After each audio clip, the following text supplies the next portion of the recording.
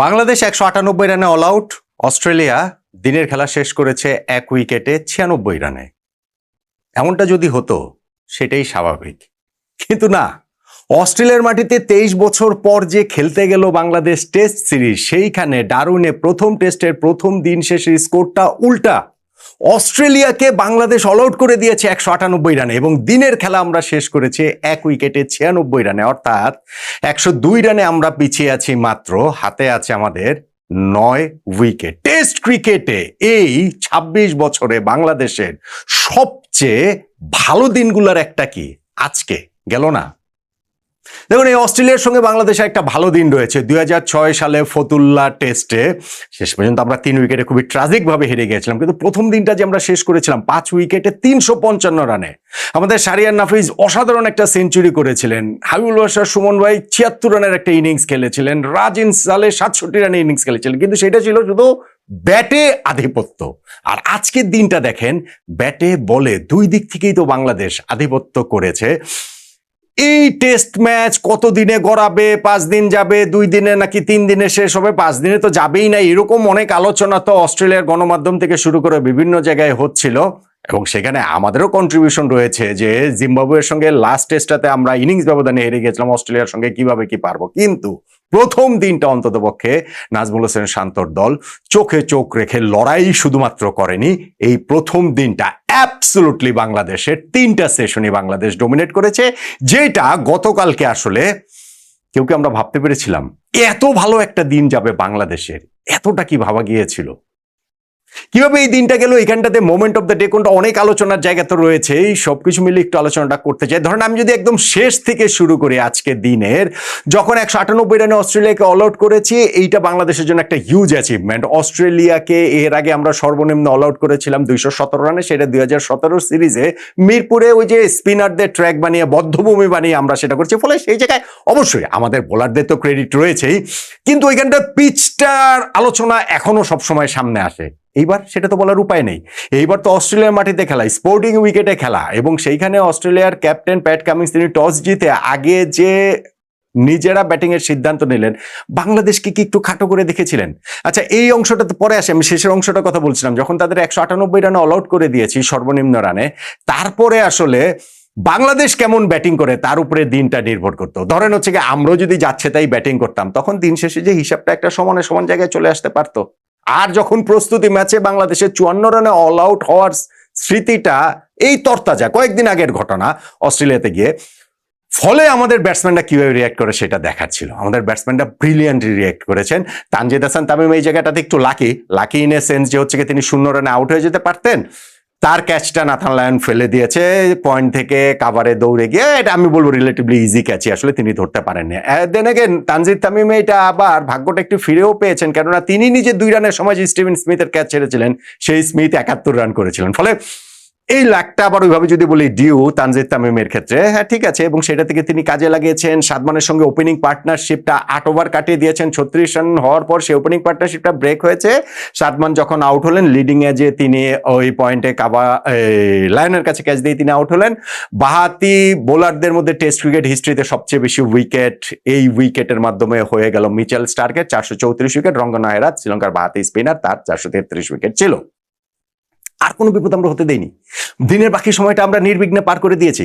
তানজিদ হাসান তামিম এবং মমিনুল হক তাদের অবিচ্ছিন্ন ৬০ রানের পার্টনারশিপ, তানজিদ ৩২ রানে নট আউট, মমিনুল ৩৫ রানে নট আউট। ফলে এটা আসলে সত্যিকার অর্থেই একদিন স্বপ্নের দিন, এরকম একটা দিন আমরা টেস্ট ক্রিকেটে কাটিয়েছি। অস্ট্রেলিয়াকে ১৯৮ রানে অল আউট করে দিয়ে আমরা ১ উইকেটে ৯৬ রানে প্রথম দিনের খেলাটা শেষ করে। ডেফিনেটলি টেস্ট ক্রিকেট তো আর একদিনেই তো রেজাল্ট হয়েছে না, তাহলে আর ৫ দিনের টেস্ট কেন? কিন্তু প্রথম দিনটা বাংলাদেশের, পুরোপুরি বাংলাদেশের, এবং সেইটার শুরুটা আমরা করেছি হচ্ছে গিয়ে ওই যে আমাদের দিনটা বাংলাদেশে, তাতে হাসান মাহমুদের অবদানটা সবচেয়ে বেশি। হাসান মাহমুদ বাংলাদেশের পেস বোলার, যিনি এই টেস্টে হচ্ছে গিয়ে নাহিদ রানা যে নাই, এই টেস্টের বিল্ড আপে, এই পুরো সিরিজটার বিল্ড আপে আমাদের আক্ষেপের বড় জায়গায় সেটা। এরকম একজন এক্সপ্রেস বোলারকে আমরা মিস করছি এই সিরিজটাতে, কিন্তু প্রথম দিন শেষে, অস্ট্রেলিয়ার প্রথম ইনিংস শেষে সেইটার কথা কিভাবে বলবেন?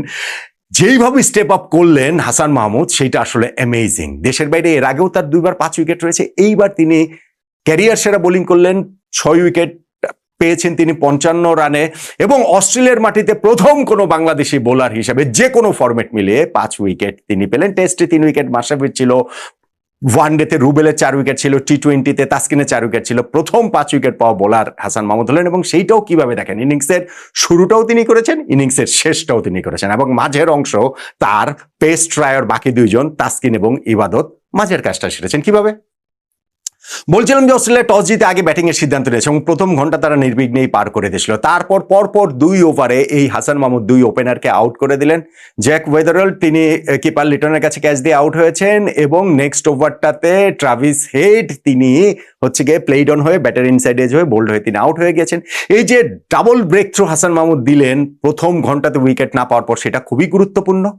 এরপরে গিয়ে আমরা লাঞ্চের আগে আরো 2টা উইকেট পেয়েছি। মার্নাস লাবুসেনকে আউট করেছেন, স্লিপে ক্যাচ দিয়েছেন ইবাদত হোসেনের বলে, আর তাসকিন আহমেদ যখন লাঞ্চের আগে শেষ বলটাতে তিনি ক্যামেরুন গ্রিনকে আউট করলেন শর্ট মিড উইকেটে, শার্প একটা ক্যাচ ধরেছেন মুশফিকুর রহিম, 4 উইকেটে 74 অস্ট্রেলিয়ার স্কোর, এবং সেটা আরো খারাপ হতে পারতো।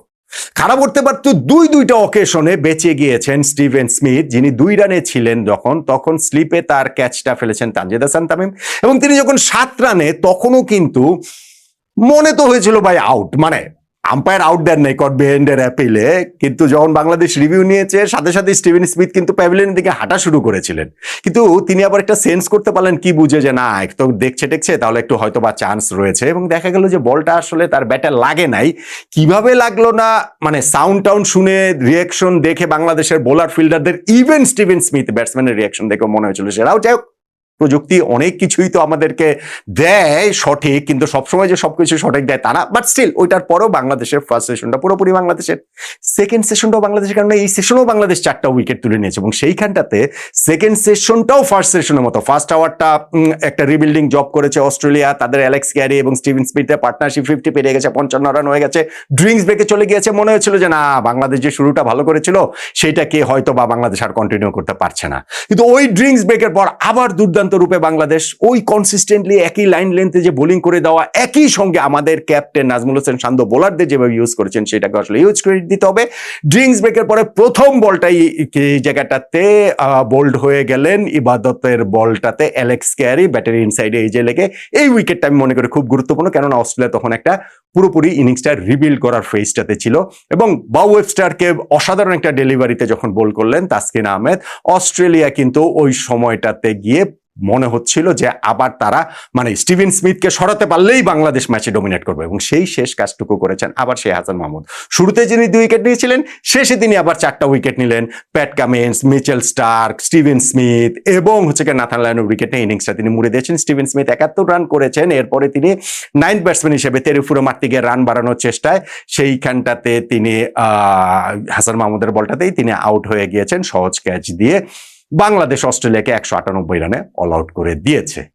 এখন দেখেন বাংলাদেশ 198 রানে অস্ট্রেলিয়াকে অল আউট করেছে, টসে হেরে আমরা বোলিং পেয়েছি সেই জায়গাটাতে, তারপরে আমরা দিনের খেলা ব্যাটিং এ শেষ করেছি 1 উইকেটে 96 রানে, 102 রানে মাত্র আমরা পিছিয়ে রয়েছি। এইটা টেস্ট ক্রিকেটে বাংলাদেশের স্বপ্নের দিন বলবেন না তো কোনটাকে বলবেন? ডেফিনেটলি আমি আগে যেটা বলছিলাম যে টেস্ট ম্যাচ একদিনে জেতা যায় না, কিন্তু দিনটা জেতা যায়। এই প্রথম দিনটা বাংলাদেশ আমরা প্রবলভাবে জিতেছি, এবং সেইটার কন্টিনিউশন সেকেন্ড দিন করাটা খুবই গুরুত্বপূর্ণ। আমাদের বোলিং ফিল্ডিংটা যে আজকে আমাদের একদম টপ নচ হয়েছে সেটা আমি বলবো না, কিছু এক্সট্রা রান টানও দিয়েছে, একটা ক্যাচও ড্রপ হয়েছে, কিন্তু স্পেশালি আমাদের বোলিং এফোর্ট সেইটাকে আমরা ধরে রেখেছি আমাদের ব্যাটিং এফোর্টটাতে।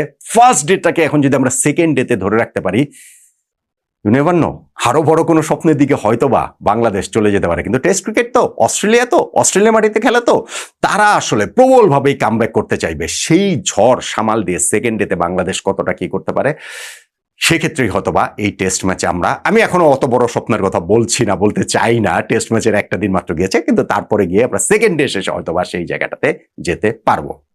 তাহলে এই প্রথম দিনটা যে গেল, সেই প্রথম দিনের মোমেন্ট অফ দ্য ডে আসলে কোনটাকে বলবেন? হাসান মাহমুদ 6 উইকেট পেয়েছেন, ফ্যান্টাস্টিক, ক্যারিয়ার সেরা বোলিং করেছেন, ফ্যান্টাস্টিক। বাংলাদেশের 3 পেসার মিলে 10 উইকেট নিয়েছে। টেস্ট ক্রিকেট হিস্ট্রিতে বাংলাদেশের দ্বিতীয়বার মতো 2024-এ পাকিস্তানের এগেইনস্টে রাওয়ালপিন্ডিতে সেটা হচ্ছিল, ফ্যান্টাস্টিক, সব ঠিক আছে। কিন্তু আমার কাছে খুব গুরুত্বপূর্ণ মোমেন্ট মনে হয়, সত্যিকার অর্থে মোমেন্ট অফ দ্য ডে মনে হয় অ্যালেক্স ক্যারির উইকেটটা।